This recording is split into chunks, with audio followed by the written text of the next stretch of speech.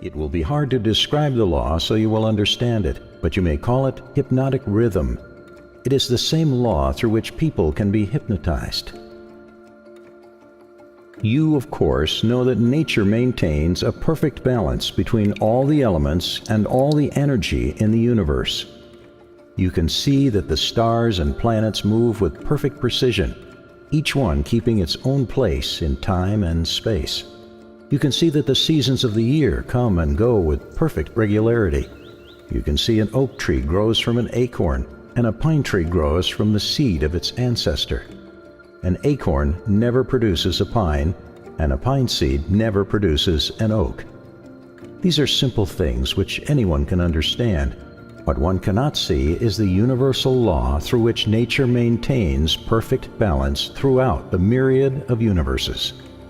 The world caught a fragmentary glimpse of this great universal law when Newton discovered that it holds your Earth in its position and causes all material objects to be attracted toward the center of the Earth.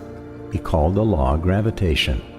As I said, there is a universal form of energy which nature keeps a perfect balance between all matter and energy. She makes specialized use of this universal building material by breaking it up into different wavelengths. The breaking up process is carried on through habit. You will better understand what I'm trying to convey if I compare it with the method by which one learns to play music.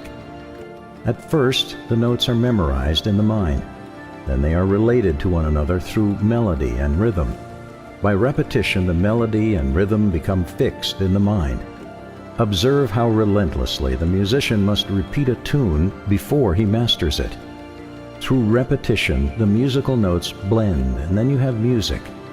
Any impulse of thought that the mind repeats over and over through habit forms an organized rhythm. Undesirable habits can be broken. They must be broken before they assume the proportions of rhythm. Are you following me?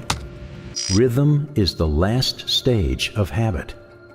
Any thought or physical movement which is repeated over and over through the principle of habit finally reaches the proportion of rhythm. Then the habit cannot be broken because nature takes it over and makes it permanent. It's something like a whirlpool in water.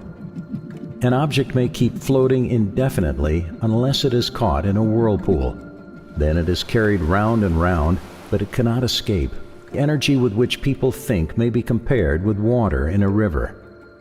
People who give over their minds to fear, any sort of fear, neglect to use their minds and begin to drift.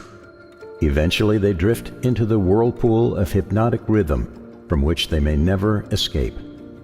You may know that no one can be hypnotized by another person without his willingness to be hypnotized. The willingness may assume the form of indifference toward life generally, lack of ambition, fear, lack of definiteness of purpose, and many other forms. Nature does not need one's consent in order to place him under the spell of hypnotic rhythm. It needs only to find him off guard through any form of neglect to use his own mind. Remember this: whatever you have, you use it or lose it. All successful attempts to break the habit of drifting must be done before nature makes the habit permanent through hypnotic rhythm. Nature uses hypnotic rhythm to make one's dominating thoughts and one's thought habits permanent. That is why poverty is disease. Nature makes it so by fixing permanently the thought habits of all who accept poverty as an unavoidable circumstance. Through this same law of hypnotic rhythm, nature will also fix permanently positive thoughts of opulence and prosperity. Perhaps you will better understand the working principle of hypnotic rhythm if I tell you its nature is to fix permanently all habits, whether they are mental or physical. If your mind fears poverty, your mind will attract poverty. If your mind demands opulence and expects it, your mind will attract the physical and financial equivalents of opulence. This is in accordance with an immutable law of nature. All deeds follow thoughts. There can be no deeds without their having first been patterned in thought. Moreover, all thoughts have a tendency to clothe themselves in their physical counterpart. One's dominating thoughts, that is, the thoughts one mixes with emotions, desire, hope, faith, fear, hate, greed, enthusiasm, not only have a tendency to clothe themselves in their physical equivalent, but they are bound to do so. No one is smart enough to dodge the influence of hypnotic rhythm. One could just as easily avoid the influence of the law of gravity. The law of hypnotic rhythm fixes permanently the dominating thoughts of men, whether they be drifters or non-drifters.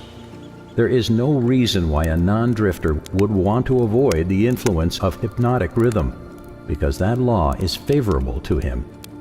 It helps him convert his dominating aims, plans, and purposes into their physical replicas.